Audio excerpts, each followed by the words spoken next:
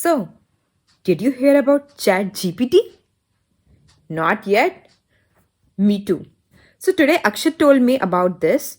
Do you know what ChatGPT is? Did you figure it out? I was like, no, what is that? Then he showed me some tweets over the Twitter. And then he was showing me how does it work and what it is exactly. And I really found it super cool. And I asked Akshat if you can record it and if you can show me some more features, and then maybe we can put it on YouTube channel for our viewers. So, yeah, let's do it. OpenAI, this is all in craze these days. If you go to Twitter, Facebook, or any social media platform, everybody's talking about this. What is this AI? Apparently now there is a chatbot that is conversational, that you can talk to like a real human being. It doesn't feel like a traditional chatbot.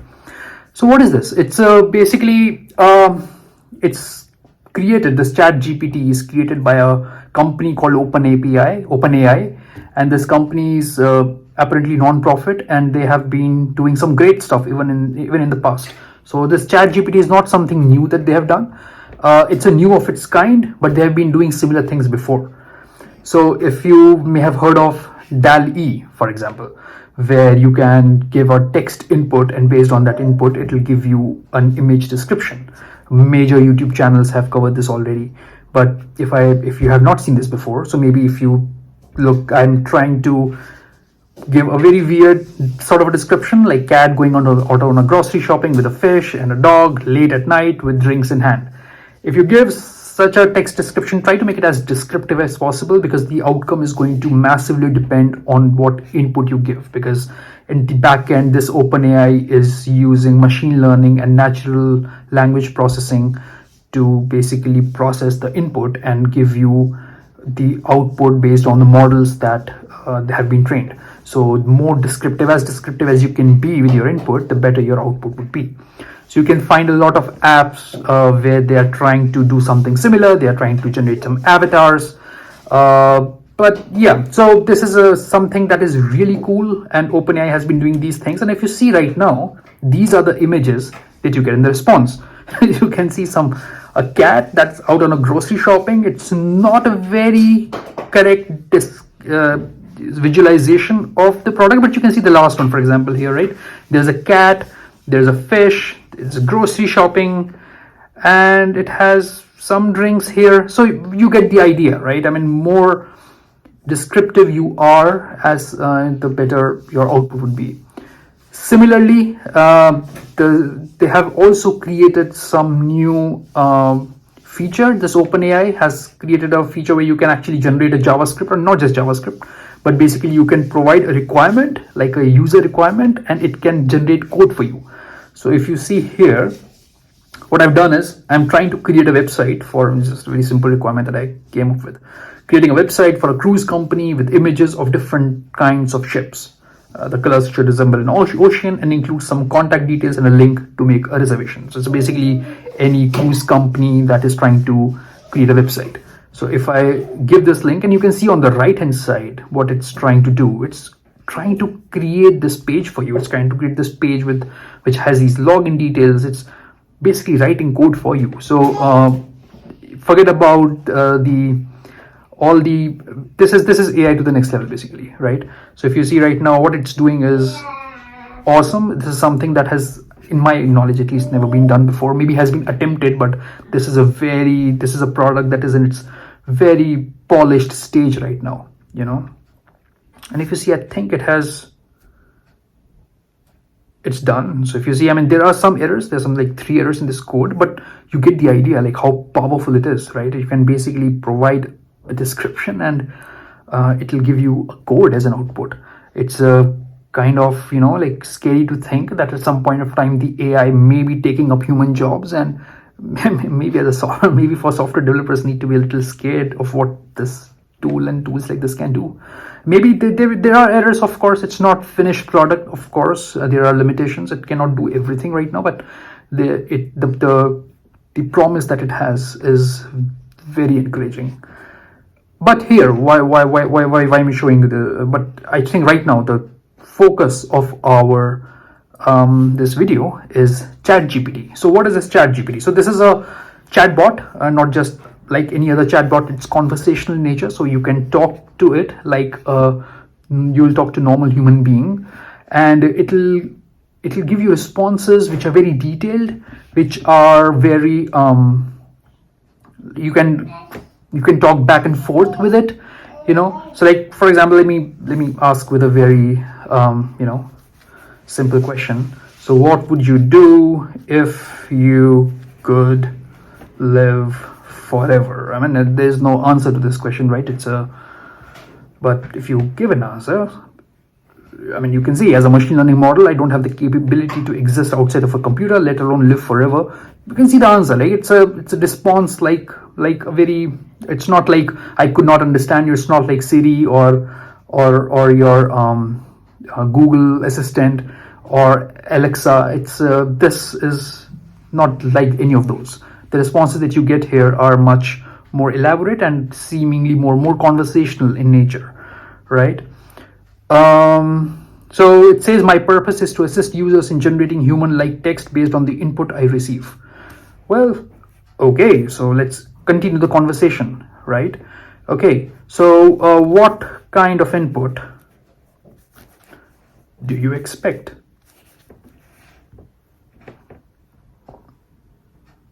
And it will give you, so it could be a question, you could give it a statement, or any other form of written or spoken communication that uses words and sentences in a way that is common to a particular language. Yeah. So since we have a small 9-month-old, so let's try asking some more questions. Some games that you could play with a 9-month-old. Some games that you could play with a 9-month-old, and I think the answers that is giving me right now, peekaboo, tummy time, singing, dancing, sensory play, I mean, these are all very good suggestions, right? These models are trained and they are able to respond to you in real time, right? So which is, I think, awesome. All right, then please suggest a new Bollywood movie to watch. Let's see. I don't have access to information about current or past movies, so I'm not able to suggest a specific Bollywood movie for you to watch. Now, this model doesn't have this model is restricted in some things that it can do, for example. So it works best if you give descriptive questions and it will give you some answers, but it lacks in the latest knowledge. So I think these models were trained until 2021. On their website, it says that anything that is after 2021, it has a very limited knowledge of it, right? So maybe if I refine my question, name a Bollywood movie from 2001.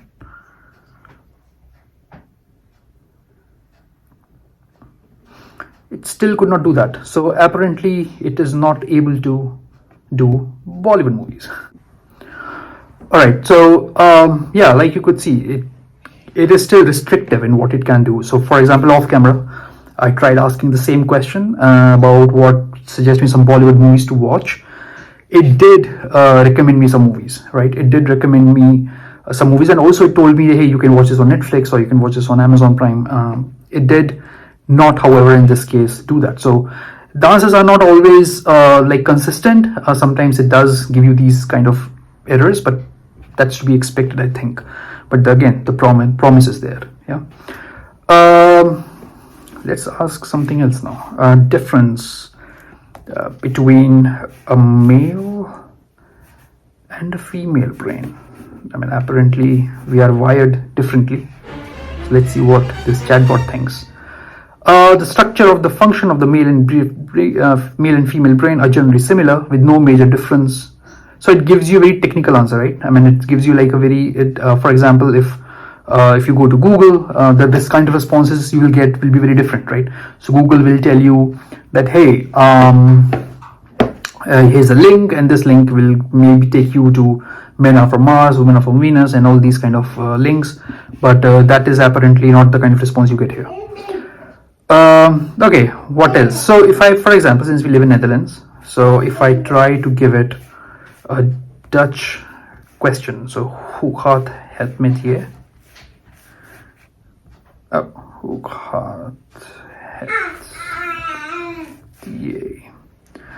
So if I give him a Dutch question, it responds in Dutch, which is cool, which is really nice. All right. Can you give a program in any language to create a Ludo game? So if you don't know what Ludo is, maybe just search or maybe ask this chatbot. It can tell you. So it will give you right now a program to create a Ludo game, and here you can see.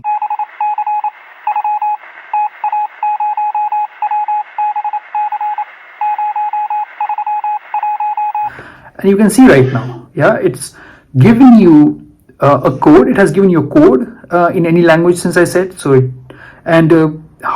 So it decided to use Python in this case. So it is using Python. It created this game for me. It gives you an option to copy a code and use it. And you can also see one more thing, that it's continuing the conversation in Dutch, because the last question that I asked was in Dutch. It is continuing to answer the question in Dutch, right? So I'll say, okay, enough with the Dutch, now we can speak in English.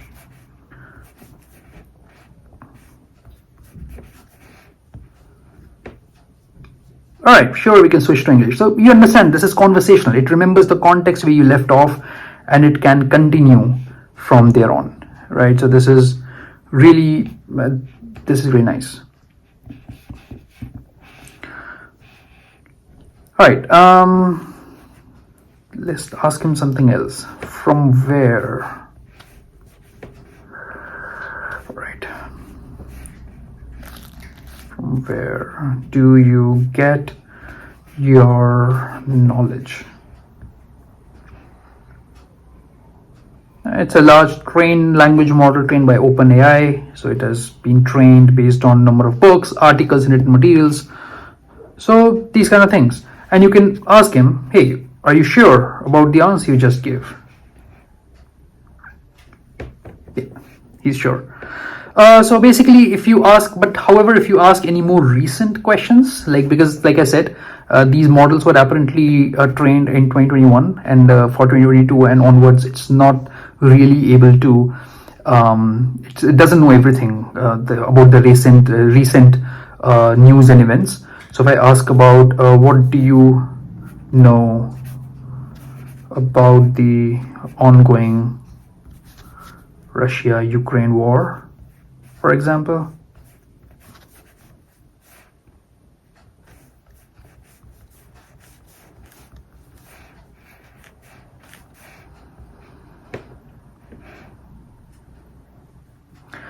So he doesn't know that. I'm sorry, but I'm not able to provide information based on recent events, because it's not trained on that, right? So it's not able to tell you that kind of answers.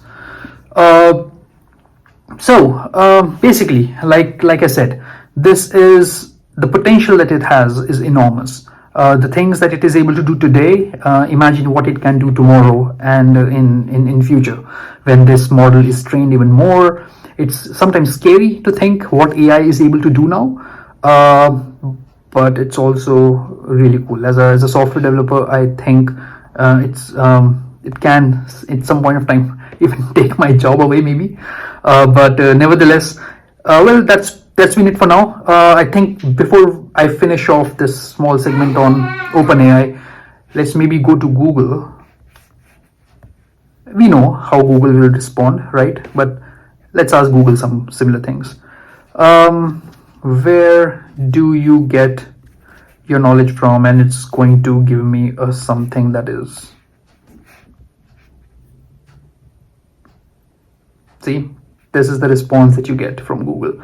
This is not conversation. Even if you go to Google Assistant, so if you go to Siri and Google Assistant, if you ask these kind of questions, you're not gonna get any conversational answers, like I'm saying. Well, thank you guys. So that's been it from my side. If you like it, please like, share, and subscribe. Do not forget to ring that bell, and please follow us for more videos like this. Thank you.